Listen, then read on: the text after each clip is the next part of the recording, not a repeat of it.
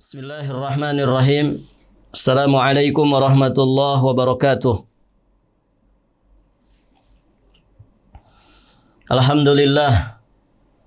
Alhamdulillahi wa kafa wa salamun ala ibadihi alladhina istafa. Asyhadu an la ilaha illallah wahdahu rabbi la syarika lah. Wa asyhadu anna Muhammadan abduhu wa rasuluh. Qala Allah Ta'ala fil Qur'anil Karim. Ya ayyuhalladzina amanu taqullaha haqqa tuqatih wa la tamutunna illa wa antum muslimun. Amma ba'du, faya ayyuhal hadirun, i'lamu rahimakumullah fa inna asdaqal hadithi kitabullah wa khairal hadyi hadyu Muhammadin sallallahu alaihi wa alihi wasallam. Allahumma 'allimna ma yanfa'una wanfa'na bima 'allamtana wa zidna ilman. Para ummahat wa akhwat fillah rahimani wa rahimakumullahu jami'an. Alhamdulillah, kita bersyukur kepada Allah Subhanahu wa taala pada kesempatan siang hari ini. Insyaallah kita akan melanjutkan pembahasan tafsir Al-Qur'anul Karim, masih di surat Az-Zariyat. Kita sekarang akan masuk di ayat yang ke-10. Allah Subhanahu wa taala berfirman, ba'da a'udzu billahi as-sami'il 'alim minasy syaithanir rajim. Qutilal kharrasun alladzina hum fi ghamratin sahun. Artinya, terkutuklah orang-orang yang banyak berdusta. Alladzina hum fi ghamratin sahun, yakni orang-orang yang terbenam di dalam kebodohan dan kelalaian. Ibu-ibu yang dirahmati Allah, perhatikan ayat ini. Surat Az-Zariyat ayat ke-10 dan ke-11. Allah mengatakan qutila al-kharrasun. Qutila maknanya adalah lu'ina, terkutuk atau dilaknat. Siapa? Al-kharrasun. Al-kharrasun maknanya adalah al-kadzabun, yakni para pendusta, orang-orang yang banyak berdusta. Di sebagian penjelasan seperti yang disampaikan oleh Imam Mujahid rahimahullahu taala, al-kharrasun itu maknanya humul kahanah, yakni para dukun. Al-kharrasun yang maknanya al-kadzabun disebut juga oleh Imam Mujahid ya dengan para dukun, karena memang dukun itu punya kesamaan. Dukun itu kadzab, ya, dukun itu tukang bohong. Maka Imam Mujahid mengatakan al-kharrasun itu maksudnya adalah para dukun. Jadi terkutuklah orang-orang yang banyak berdusta. Terlaknatlah orang-orang yang melakukan kegiatan perdukunan. Kemudian Allah Subhanahu wa taala menyatakan alladzina hum fi ghamratin sahun. Mereka itu al-kharrasun biasanya adalah orang-orang yang terbenam di dalam ghamrah, di dalam kebodohan. Juga mereka adalah orang-orang yang sahun, yakni orang-orang yang lalai. Jadi ghamrah pada ayat tersebut maknanya ghaflah. Wa ami jahalah, yakni mereka itu ada dalam kebodohan. Sahun, as-sahu itu maknanya al-ghafla anis syai', yakni lalai dari sesuatu. Wa huwa dhihabul qalbi anhu, yakni ketika hati lengah, tidak hadir terhadap sesuatu. Nah, itulah yang disebut sahun, ya. Dalam bahasa kita artinya lalai atau lengah. Jadi al-kharrasun dikatakan oleh Allah Subhanahu wa taala orang-orang yang terbenam di dalam kebodohan dan kelalaian. Taib, ibu-ibu yang dirahmati Allah, para jamaah sekalian, yang semoga diberkahi Allah Subhanahu wa taala. Di ayat ke-10 ini Allah Subhanahu wa taala menegaskan bahwa orang-orang yang banyak berdusta itu dilaknat, dikutuk oleh Allah Subhanahu wa taala. Laknat kata para ulama at-tardu 'anir rahmah, yakni terusir, terjauhkan dari rahmat Allah. Kalau orang dilaknat, maksudnya adalah dia jauh dari kasih sayang Allah Subhanahu wa taala. Waliyadzubillah. Kita dibenci sama makhluk saja, ini mengerikan. Bagaimana kalau yang membenci kita, ya, yang menjauhkan kita dari kasih sayangnya, itu adalah Allah Azza wa Jalla. Taib. Lihatlah orang-orang musyrik, ya, mereka berkata tentang Nabi SAW, berkata tentang Al-Quran tanpa dasar. Mereka berkata tentang Nabi dan juga Al-Quran yang dibawanya dengan penuh kedustaan, sehingga mereka banyak menyesatkan umat manusia. Maka Allah Subhanahu wa taala mengatakan qutila al-kharrasun, terlaknatlah para pendusta itu. Taib, ibu-ibu yang dirahmati Allah, dari sini kita bisa memahami bahwa dusta itu, bohong itu adalah dosa besar. Ketika disebutkan laknat di dalamnya, maka ini salah satu gambaran, ya, bahwa dosa tersebut adalah dosa besar. Al-Imam Az-Zahabi menjelaskan di dalam kitabnya Al-Kabair, salah satu ciri dosa besar adalah ketika datang penjelasannya bahwa perbuatan tersebut terlaknat. Kemudian ketika ada ancaman dengan api neraka, itu ciri-ciri dosa besar. Nah, ketika para pendusta, tukang bohong itu qutil, yakni lu'in, mereka terlaknat, berarti menunjukkan bahwa berbohong itu merupakan dosa besar. Kemudian juga berbohong itu sifatnya orang-orang munafik, sangat jelas sekali. Ketika Nabi menjelaskan tentang sifat-sifat orang munafik, diantaranya Nabi katakan, idza hadatsa kadzaba. Apabila dia itu berkata, dia sering berdusta. Itu munafik.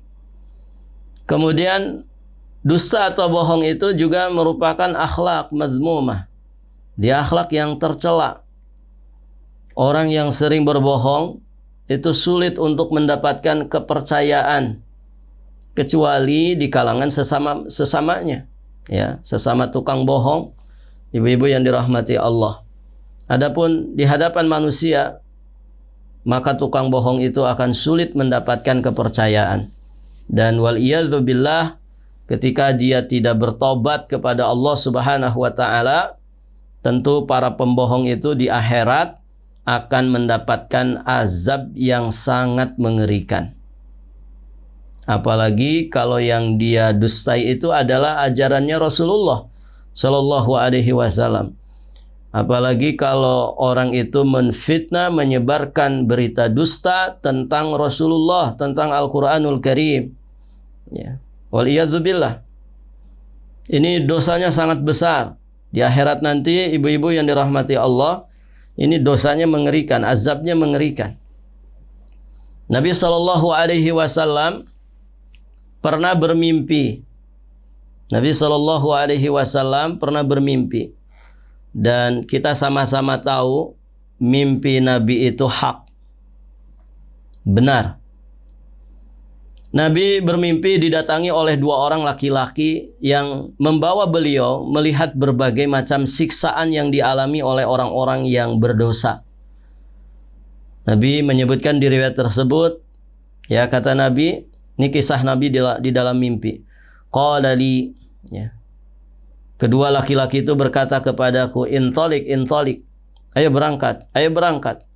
Qala fantalaqna, maka kami pun berangkat, kata Nabi. Fa'ataina ala rajulin mustalqin liqafahu. Lalu kami mendatangi seorang laki-laki yang berbaring terlentang. Wa idza akhar qa'im alaihi bikallubin shidqahu bikallubin min hadid. Dan di sana juga ada laki-laki lain yang sedang berdiri di dekatnya membawa gancu. Ya, gancu itu semacam alat pengait. Membawa gancu dari besi. Wa idza huwa ya'ti ahada shiqqai wajhi fayusharshiru shidqahu ila qafah wa mankhirahu ila qafah wa ainahu ila qafah. Maka laki-laki yang berdiri di dekatnya itu yang membawa gancu tadi, laki-laki ini lalu mendatangi satu sisi dari wajahnya. Lalu kemudian dia merobek ujung mulutnya sampai ke tengkuknya. Waliyadzubillah. Dan dia pun merobek hidungnya sampai ke tengkuknya. Dia pun merobek matanya sampai ke tengkuknya. Jadi mulut, kemudian hidung, dan juga matanya dirobek pakai gancu tadi. Jadi dikait, ditarik sampai ke belakang, ke tengkuknya. Kemudian hidungnya pun demikian, ya. Ditusuk ke hidungnya, kemudian ditarik sampai ke tengkuk belakangnya. Kemudian matanya pun demikian. Nasallallahu al-afwa wal afiyata wassalamah. Na'udzubillah min azabin nar. Kemudian Nabi melanjutkan kisahnya, bahwa kedua orang laki-laki itu menjelaskan kepada Nabi SAW tentang orang yang mendapatkan siksaan tersebut. Dia mengatakan, wa amar rajul alladhi ataita alaih yusharsharu shidquhu ila qafah wa mankhiruhu ila qafah wa ainuhu ila qafah fa innahu rajulu yagdu min baitih fayakdhibul kadhbah tablughul afaq. Kata Nabi SAW, adapun laki-laki yang kau datangi tadi, yang dia merobek ya, ujung mulutnya sampai ke tengkuknya, kemudian merobek hidungnya sampai ke tengkuknya, dan merobek matanya sampai ke tengkuknya, dia itu adalah yagdu min baitih. Innahur rajul yagdu min baitih. Dia adalah orang yang keluar dari rumahnya, lalu dia berdusta, fayakdzibul kadzbah. Dia berdusta dengan kedustaan tablughul afaq, yang mencapai segala penjuru. Jadi ini tukang bohong. Dia kalau keluar rumah itu untuk berbohong, menyebarkan berita-berita palsu, menyebarkan berita-berita dusta, wal iyadzubillah. Maka berhati-hati dari dosa berdusta. Ibu-ibu yang dirahmati Allah, lihat tadi apa yang disampaikan oleh Nabi SAW, bagaimana para pendusta itu disiksa, diazab di dalam api neraka. Itu hadisnya sahih, dikeluarkan oleh Imam Al-Bukhari. Taib. Maka lebih-lebih lagi kalau yang didustakan itu adalah Nabi Muhammad SAW. Kalau yang didustakan itu adalah ajarannya Allah dan Rasulnya. Kalau yang didustakan itu adalah Al-Quranul Karim. Bagaimana lagi kalau yang didustakan itu adalah kehidupan akhirat, pahala hisab di akhirat. Waliyadzubillah. Maka para pendusta seperti inilah yang kemudian Allah Subhanahu wa taala katakan tentang mereka, alladzina hum fi ghamratin sahun. Mereka itu adalah orang-orang yang terbenam di dalam kebodohan dan juga kelalaian. Yakni lahun ghafilun an amril akhirah. Mereka itu lengah, mereka itu lalai, mereka itu bodoh terhadap kehidupan akhirat. Maka masing-masing kita harus berhati-hati, berusaha semaksimal mungkin ya untuk menghindari perbuatan dusta atau perkataan dusta. Jangan dibiasakan suka bohong. Ibu yang dirahmati Allah, berbohong, berdusta itu dosa besar. Kita harus takut kepada Allah Subhanahu wa taala, juga kepada azabnya di neraka nanti. Seorang istri jangan pernah membohongi suaminya. Orang tua jangan bohong ke anak-anaknya. Anak juga jangan pernah berdusta ke orang tuanya. Guru jangan membohongi murid. Murid juga jangan berdusta di hadapan gurunya. Ya, kita sesama tetangga, sesama muslim, bahkan kepada siapapun ya dari makhluk Allah Subhanahu wa taala. Jangan pernah berdusta kepada mereka. Ya, ibu-ibu yang dirahmati Allah, kalau ulama-ulama zaman dahulu, Masya Allah, ya mereka itu sampai hati-hati. Ya bahkan mendustai binatang sekalipun mereka berhati-hati sekali. Tidak mau ya mendustai binatang. Kita misalkan manggil-manggil ayam seolah-olah kita mau ngasih makanan, ternyata kita hanya menipu dia, membohongi dia. Ini kalau di kalangan ulama-ulama zaman dahulu luar biasa. Ini perkara besar. Ya. Jadi hadis yang disampaikan orang seperti itu sampai tidak bisa diterima. Ya. Ada ahlul hadis mendatangi satu ahlul hadis dan ketahuan ya dia memanggil binatang ya seolah-olah mau memberikan makan, ternyata dia menangkapnya, tidak memberikan makan. Maka ahlul hadis tersebut tidak mau mengambil hadis darinya. Ini padahal binatang. Ya. Bagaimana lagi orang yang berdusta kepada manusia, apalagi orang yang berdusta, mendustai, menyebar fitnah tentang manusia yang paling mulia di jagat raya ini, yakni Rasulullah Sallallahu Alaihi Wasallam.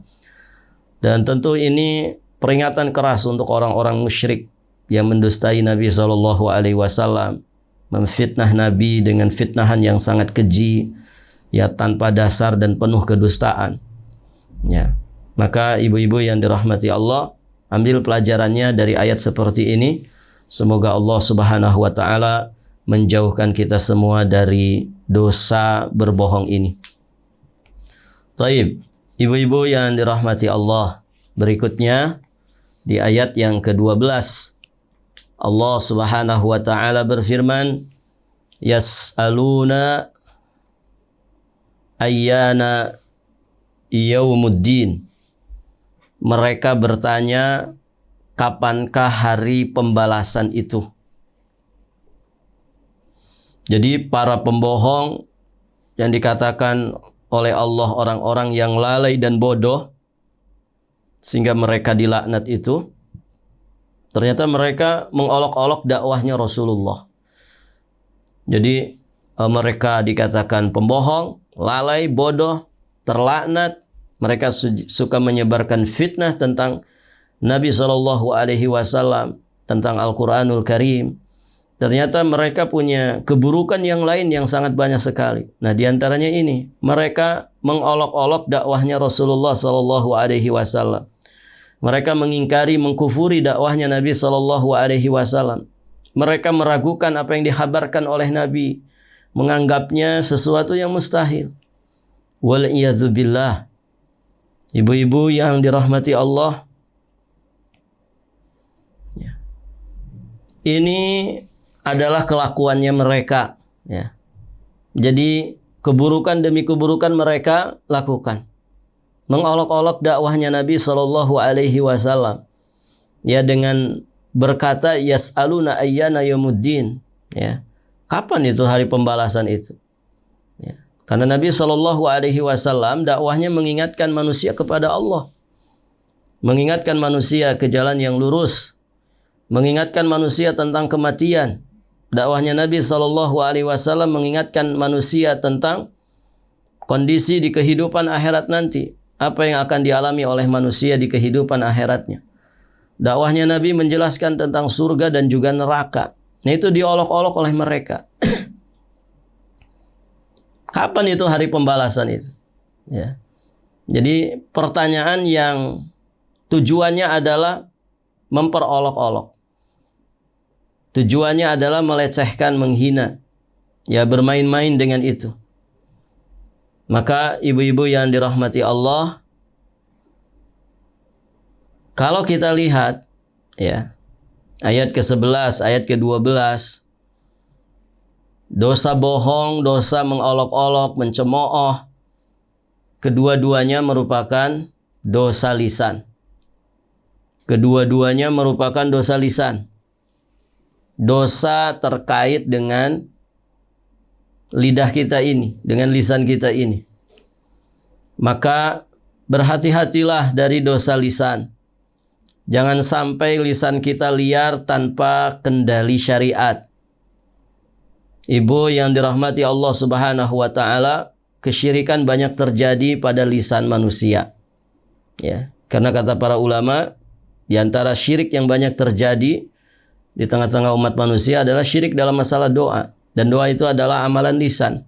Begitu ya. Maka berhati-hati ya dari dosa lisan. Ya, jangan sampai lisan kita ini melakukan kesyirikan. Jangan sampai lisan kita ini mengeluarkan kata-kata yang dimurkai Allah Subhanahu wa taala. Jangan sampai lisan kita ini menyakiti sesama hamba Allah Subhanahu wa taala. Ya, seperti mengolok-olok. Mengolok-olok atau istihza itu sifatnya orang-orang kafir. Sifatnya orang-orang munafik dan juga sifatnya para ahli maksiat. Orang beriman itu orang yang pandai menjaga lisannya. Maka Nabi SAW mengatakan, laisal mu'min bitta'an walal la'an walal fahisha walal badhi. Mukmin itu bukanlah orang yang banyak mencela, bukanlah orang yang banyak melaknat. Mukmin itu bukanlah orang yang keji, yang buruk akhlaknya. Mukmin itu juga bukan orang yang jorok omongannya. Artinya apa? Seorang mukmin itu, ibu-ibu yang dirahmati Allah, adalah orang yang terjaga lisannya. Jadi kalau mau berkata-kata itu dia mikir dulu. Ya, difilter dulu. Apa yang akan saya ucapkan ini manfaat, maslahat atau tidak? Ketika tidak, dia akan tahan lisannya. Ya. Nah, disinilah ibu-ibu yang dirahmati Allah, kita diuji oleh Allah Subhanahu wa taala. Lisan kita ini nanti akan dimintai pertanggungjawaban di hadapan Allah atas apa yang diucapkannya, atas apa yang diperbuat oleh lisan kita. Ya. Taib. Oleh karenanya, siapa yang mampu menjaga lisan, maka jaminannya sangat mulia sekali. Jaminannya sangat besar sekali. Nabi menjamin surga bagi orang yang mampu menjaga lisannya. Kata Nabi SAW, ya di dalam Sahih Al-Bukhari, man yadman li ma baina lihyaihi wa ma baina rijlaihi adman lahul jannah. Barang siapa yang mampu menjamin untukku apa yang ada di antara dua rahangnya, yakni lidah, lisannya, wa ma baina rijlaihi, dan apa yang ada di antara kedua kakinya. Di satu riwayat, wa ma baina fakhidhaihi, apa yang ada di antara kedua pahanya, yang dimaksud adalah kemaluan. Adman lahul jannah, maka aku akan jamin dia ya dengan surga. Siapa yang mampu menjaga lisan, siapa yang mampu menjaga kemaluan, maka Allah dan Rasulnya menjaminnya dengan surga. Dan dua perkara inilah, dua kerat daging inilah yang paling banyak memasukkan manusia ke dalam api neraka. Di riwayat Imam At-Tirmidzi dari jalan sahabat yang mulia Abu Hurairah radhiyallahu taala anhu, Nabi SAW pernah ditanya, an aktsar ma yudkhilun nas an-nar, tentang perkara apa yang paling banyak memasukkan manusia ke dalam api neraka. Apa jawaban Nabi? Al-famu wal faraj. Yang paling banyak memasukkan manusia ke dalam neraka adalah lidah dan kemaluan. Dua-duanya kerat daging, kecil saja, tapi efeknya sangat luar biasa. Ya, dua-duanya kerat daging yang tidak bertulang. Namun ketika tidak mampu kita menjaganya, luar biasa. Ibu-ibu yang dirahmati Allah, dua kerat daging ini sering menyeret manusia ke dalam api neraka. Maka jaga lisan kita, jangan mengolok-olok agama ini. Ibu yang dirahmati Allah Subhanahu wa taala, orang saleh, orang beriman itu terjaga lisannya dari mengolok-olok ajaran agama Islam ini. Mengolok-olok Islam dan juga kaum muslimin. Dia tidak mencemooh ajaran Allah dan juga Rasulnya. Justru dia memuliakan, mengagungkan dengan segenap jiwa raganya, ya, dengan tingkah laku perbuatannya, dengan lisannya, dan juga mengagungkan Islam, ajaran Allah dan Rasulnya dengan hatinya. Itulah orang-orang yang beriman dengan sesungguh-sungguhnya. Taib. Berikutnya Allah Subhanahu wa taala berfirman di ayat yang ke-13. Yaumahum 'alan nari yuftanun. Hari pembalasan itu ialah pada hari ketika mereka diazab di dalam api neraka. Hari pembalasan itu adalah pada hari ketika mereka diazab di dalam api neraka. Di sini disebutkan yaumahum 'alan nar yuftanun. Yuftanun maknanya adalah yu'adzabun. Jadi kalau mereka bertanya, kapan itu yaumuddin itu? Mereka bertanya dengan mencemooh, mengolok-olok, bertanya tentang yaumuddin, hari pembalasan. Maka di sini ibu-ibu yang dirahmati Allah, dalam rangka merespon olok-olok mereka, Allah berkata kepada Nabi Muhammad untuk menjawabnya. Yaumahum 'alan nari yuftanun, bahwa hari pembalasan itu akan terjadi. Kapan itu? Pada hari ketika mereka diazab dalam api neraka. Hari pembalasan itu akan terjadi pada hari ketika mereka diazab dalam api neraka sebagai hukuman dari kekufuran mereka terhadap ajarannya. Nah, itulah jawabannya. Mereka bertanya, yas'aluna ayyana yaumuddin. Kita jawab, yaumahum 'alan nari yuftanun. Hari pembalasan itu benar-benar akan terjadi pada hari ketika kalian diazab dalam api neraka sebagai hukuman dari kekufuran kalian terhadap ajaran Rasulullah Shallallahu Alaihi Wasallam. Di sini kita bisa mengambil tadabburnya, kita bisa mengambil ibrahnya, bahwa hendaknya kita berusaha semaksimal mungkin untuk menjauhi sifat-sifat mereka ini, menjauhi tingkah laku mereka yang ternyata menjeruskan diri mereka ke dalam api neraka. Dan tentu di samping kita ikhtiar menjauhi tingkah laku yang buruk, perbuatan-perbuatan yang dimurkai, maka jangan lupa kita pun mesti serius di dalam berdoa kepada Allah Subhanahu wa taala, meminta dilindungi ya dari azab api neraka. Dan itulah yang dilakukan oleh ibadur Rahman yang Allah Subhanahu wa taala sebutkan tentang mereka di surat Al-Furqan. Allah katakan tentang mereka, walladzina yaqulun, ya, orang-orang yang disebut ibadur Rahman, hamba Allah yang hakiki itu adalah orang-orang yang berdoa. Salah satu doanya, Rabbana srif anna azab jahannam inna azabaha kana gharama innaha sa'at mustaqarra wa muqama. Wahai Rabb kami, jauhkanlah azab jahannam dari kami, karena sesungguhnya azabnya itu membuat kebinasaan yang kekal. Jadi doa ini selayaknya dibaca para jamaah sekalian yang dirahmati Allah dimanapun Anda berada. Doa ini selayaknya kita baca ya. Rabbana srif anna azab jahannam inna azabaha kana gharama. Bukankah masing-masing kita ingin selamat dari api neraka? Maka di samping ikhtiar dengan ketakwaan kita, dengan amal saleh kita, dengan iman dan Islam kita, jangan lupa terus meminta kepada Allah supaya kita diselamatkan dari azab neraka jahannam. Nah, doa ibadur Rahman ini bisa ya dilihat di surat Al-Furqan. Taib. Para jamaah sekalian, ibu-ibu yang dirahmati Allah, berikutnya Allah Subhanahu wa taala berfirman,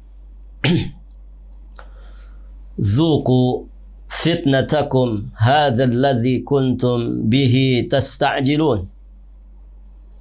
Dikatakan kepada mereka, rasakanlah azabmu ini. Zuqu fitnatakum hadza. Rasakanlah azabmu ini. Hadzal ladzi kuntum bihi tasta'jilun. inilah azab yang dahulu kamu minta agar disegerakan.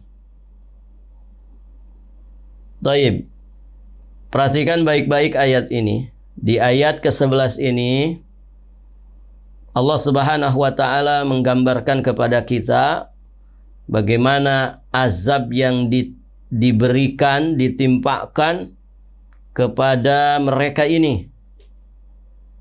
Dzuqu fitnatakum hadza. Kalau kita lihat ayat ini, ibu-ibu yang dirahmati Allah, ini adalah azab yang menimpa batin mereka. Azab yang menimpa batin mereka. Karena dicatat ini ya, azab api neraka itu, ibu-ibu yang dirahmati Allah, itu tidak hanya menimpa fisik. Azab di dalam api neraka tidak hanya menimpa fisik, namun juga azab di dalam api neraka adalah azab yang sempurna. Sehingga tidak hanya fisik yang mendapatkan kengerian daripada azab neraka, tapi juga batinnya disiksa. Batinnya juga diazab. Maka lengkap sudah. Azab api neraka itu bagi siapa saja yang mendapatkannya. Di dunia ini ibu-ibu yang dirahmati Allah,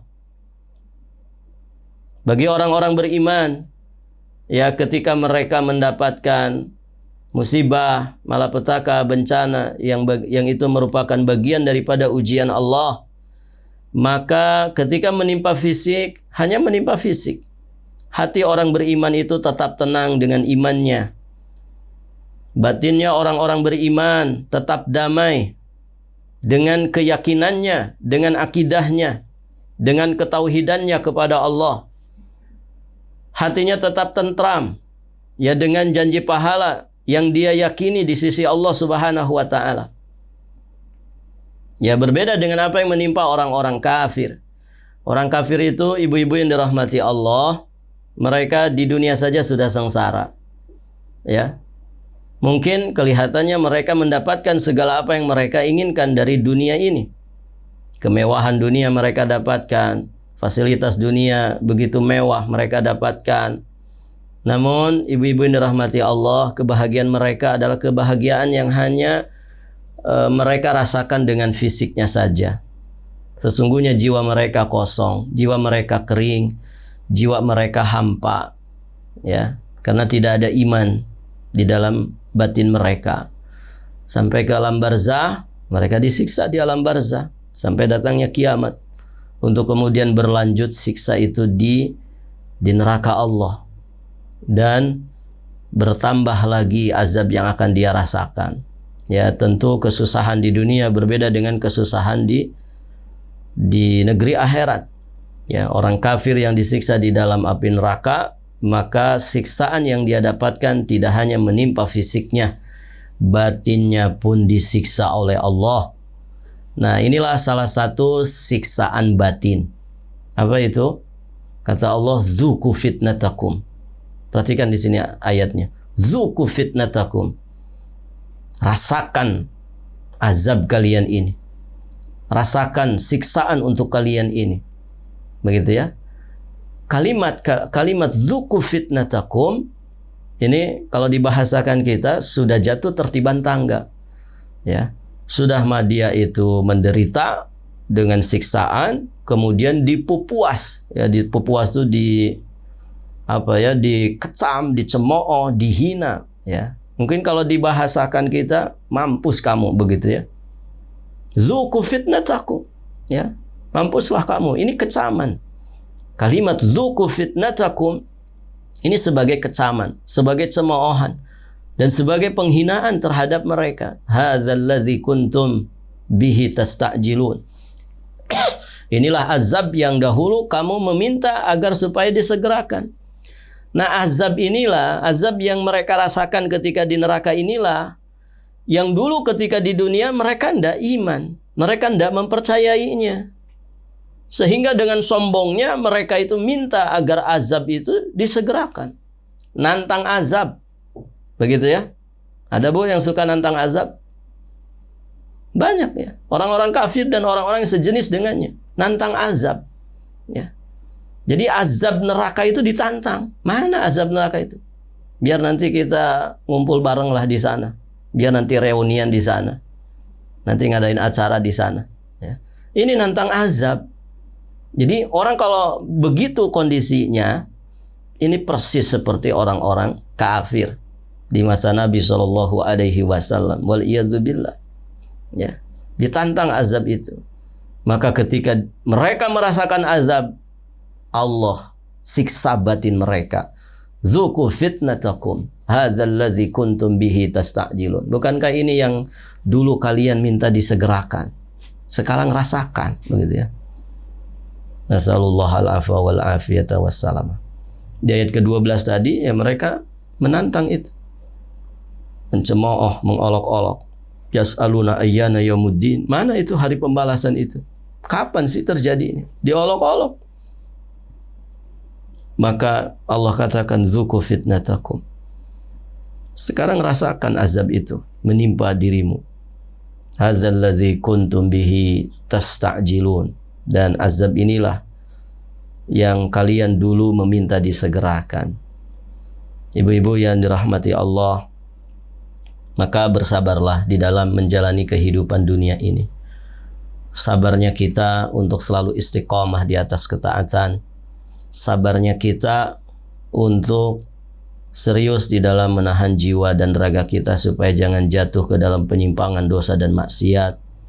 Insya Allah lebih ringan, lebih mudah ketimbang kita harus sabar ya, menerima, merasakan dan mengalami azab api neraka. Maka kuat-kuatkanlah sabar kita di dunia ini ya. Fasbiru ya, wasabiru warabitu. Bersabarlah, isbiru wasabiru warabitu. Ya, bersabarlah kalian wahai orang-orang yang bersabar, kuatkan kesabaran kalian. Ya, ista'inu bis sabri was salat. Mintalah kalian pertolongan kepada Allah dengan kesabaran dan salat kalian. Banyak perintah Allah dan Rasulnya supaya kita bersabar. Ya, kita disuruh bersabar oleh Nabi Shallallahu Alaihi Wasallam karena Nabi ya akan menunggu umatnya di telaganya. Bersabar, ya, bersabar memegang tauhid, bersabar memegang sunnah Nabi Shallallahu Alaihi Wasallam walaupun panas. Ya, seperti panasnya bara api, tapi kita mesti menggenggamnya sekuat-kuatnya, ya. Dan semakin kita kuat menggenggam, semakin kita kuat untuk menahan panasnya. Ya. Kesabaran, murrun fi madzaqatihi. Ya, sabar itu pahit rasanya. Walakin awaqibuhu ahla minal asal. Namun yakinlah akibat kesudahan dari kesabaran itu lebih manis, ya, daripada madu. Maka bersabar. Ya, dengan segala ujian, dengan segala hambatan, rintangan. Ya, sabar, ya, menahan jiwa dan raga kita jangan sampai tergiur, tergoda oleh perbuatan yang menyimpang, dosa dan juga maksiat. Insya Allah kesabaran kita akan berbuah surga di sisi Allah Azza wa Jalla.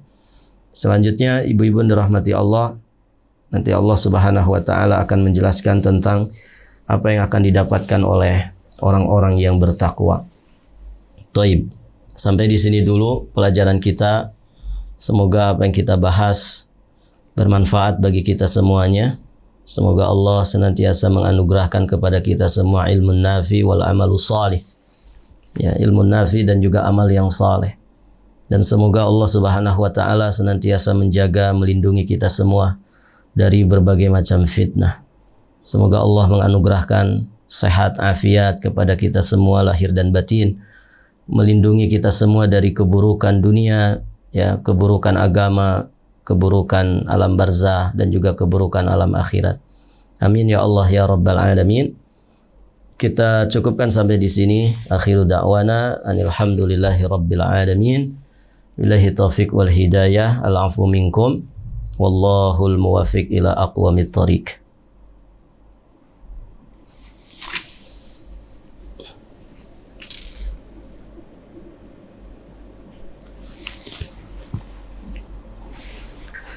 Taib, ibu-ibu yang dirahmati Allah, sampai di sini.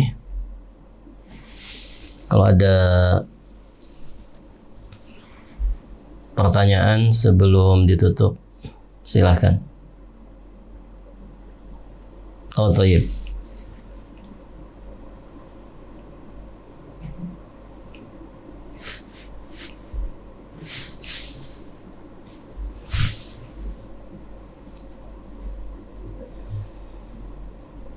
Aku pingin teko, apa bener wong wedok iku ora oleh duwe suwe neng pawon, cek akeh waktu ngoleh ilmune, apa kita ora termasuk sing lalai? Taib, ibu-ibu yang dirahmati Allah, seorang perempuan sebagaimana laki-laki punya kewajiban untuk menuntut ilmu syar'i. Allah Subhanahu wa taala berfirman, "Yarfa'illahu alladhina amanu minkum walladzina utul ilma darajat." Allah akan mengangkat derajat orang-orang beriman di antara kalian dan orang-orang yang memiliki ilmu beberapa derajat. Qul hal yastawil ladzina ya'lamuna wal ladzina la ya'lamun? Kata Allah, katakanlah apakah sama orang-orang yang berilmu dengan orang-orang yang tidak berilmu? Jelas beda. Orang jahil dengan orang awam, orang awam dengan orang yang alim itu berbeda. Berbeda, segala-galanya berbeda. Nggak bisa. Ya. Nggak bisa disamakan. Allah saja membedakan anjing yang berilmu dengan anjing yang tidak berilmu. Anjing yang terlatih untuk berburu dengan anjing yang tidak terlatih. Anjing yang punya ilmu ya tentang berburu dengan anjing yang tidak punya ilmu, itu dibedakan oleh Allah. Ya, maka bagaimana lagi ibu-ibu yang dirahmati Allah dengan manusia? Jelas berbeda orang yang alim dengan orang yang bodoh, orang yang jahil. Maka di sini ibu-ibu yang dirahmati Allah menjadi perhatian bagi kita semua. Ya, supaya kita menyempatkan diri untuk menuntut ilmu syar'i.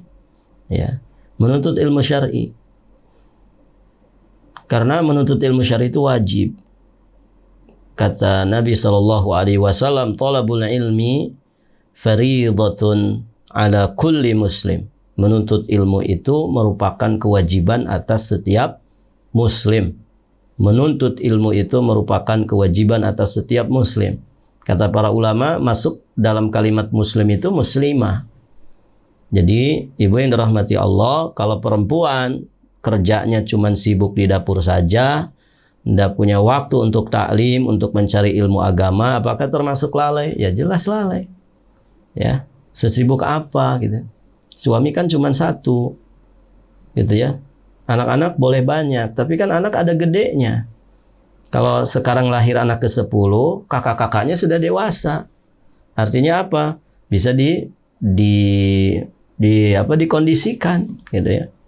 Si kakak bisa membantu ya ibunya, bisa membantu bapaknya untuk ngurus adik-adiknya, kan begitu. Artinya ya enggak usah banyak alasan. Jangan suka ngeles. Aku sibuk. Saya nggak punya waktu. Ya, aduh ini, aduh itu. Ibu yang dirahmati Allah, alasan itu 1001 bisa kita cari, ya bisa kita ungkapkan, bisa kita sampaikan. Ya, jangan suka ngeles gitu ya. Kalau kita memang aslinya lalai ya perbaiki begitu ya. Aslinya malas perbaiki. Ya. Dan ingat ya, sifat ngeles itu sifatnya orang-orang musyrik, sifatnya orang-orang mujrim. Ya, di antara sifat buruk mereka itu suka ngeles. Orang musyrik kan gitu, nggak mau disebut berbuat syirik. Ya, mana'buduhum. Ya, kami nggak beribadah ke Tuhan-Tuhan ini. Kami nggak beribadah ke selain Allah. Tapi yang kami inginkan itu adalah kurbah. Kami ingin lebih dekat kepada Allah dengan wasilah mereka. Jadi mereka nggak mau disebut musyrik. Ngeles, ada saja alasannya. Kami hanya minta syafaat. Kami hanya pengen lebih dekat lagi kepada Allah. Begitu kan? Orang-orang mujrim, para pelaku maksiat juga begitu. Kenapa menzinahi tetangga? Saya kan berbuat baik. Kasihan dia jablay, nggak ada suaminya. Ya. Jadi berzina dengan dalih. ngeles, atau apapun itu dari keburukan, ya.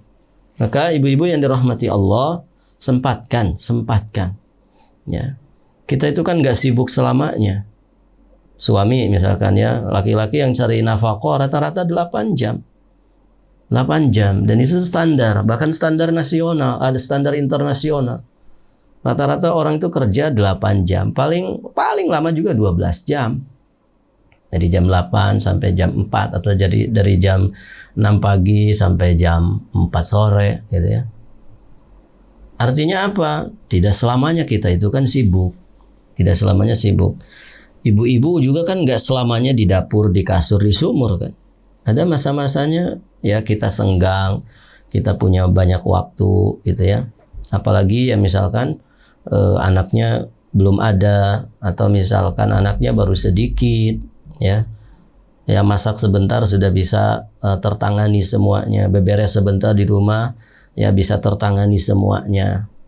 Maka pandai-pandailah mencari waktu di dalam kesibukan kita untuk menuntut ilmu syar'i, gitu ya. Apalagi ya lebih-lebih lagi bagi para ustadz ya, yang dia ngajarkan ilmu, harus punya waktu gitu ya untuk membaca, untuk menulis, untuk murojaah, untuk menghafal, untuk mengkaji, menelaah gitu ya. Bukan berarti ya orang yang tidak mengajar itu kemudian tidak belajar, terus belajar, menuntut ilmu syar'i. Ya ibu, orang yang suka ngajar saja butuh belajar gitu ya. Orang yang sudah alim saja butuh belajar, ya, butuh nasihat. Semua kita butuh. Ya, tentu dengan kapasitas kita masing-masing, dengan level tingkatan masing-masing. Tentu yang pemula berbeda dengan yang di pertengahan, tentu yang lebih tinggi ya tingkatannya berbeda dengan yang di bawahnya, dan demikian seterusnya. Ada jenjang, ada tingkatan begitu ya, sebagaimana mencari ilmu dunia kan begitu. Ya, mencari ilmu dunia juga sama begitu. Orang belajar bela diri kan ada sabuk ini, sabuk itu. Nah itu sesuai dengan kadar tingkatannya. Tapi semua belajar. Masternya saja masih belajar gitu. Demikian.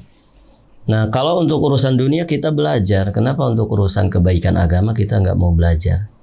Kita bukan presiden. Kita bukan perdana menteri begitu ya. Sesibuk apa kita? Ya. Orang presiden aja tetap wajib belajar. Ya kan? Presiden juga kan manusia, ya. Semua wajib belajar, siapapun itu. Para ustadz, para kiai wajib belajar, karena kewajiban belajar itu sampai mati. Kewajiban belajar sampai mati. Berarti selama kita masih hidup, hayat masih dikandung badan, selama itu pula kewajiban menuntut ilmu syar'i ada di atas pundak kita semua. Nah begitu ibu-ibu yang dirahmati Allah. Maka jadi istri sudah kita bahas tadi malam, sing kreatif ya, pinter ngatur waktu begitu ya. Jangan selamanya sibuk di dapur, jangan selamanya sibuk di sumur, jangan selamanya sibuk di kasur. Kan ada masa-masanya kita senggang, masa-masanya kita punya waktu untuk yang lainnya. Subhanalladzi yusabbihur ra'du bihamdihi wal malaikatu min khifatihi. Taib, ibu-ibu yang dirahmati Allah, saya kira cukup sampai di sini. Ini ada dordar gelap ibu ya, ada petir. Kita cukupkan sampai di sini karena kita pakai sinyal ya. Kita tutup saja, semoga berfaedah. Subhanakallahumma bihamdik, asyhadu an la ilaha illa anta astaghfiruka wa atubu ilaik. Wassalamualaikum warahmatullahi wabarakatuh.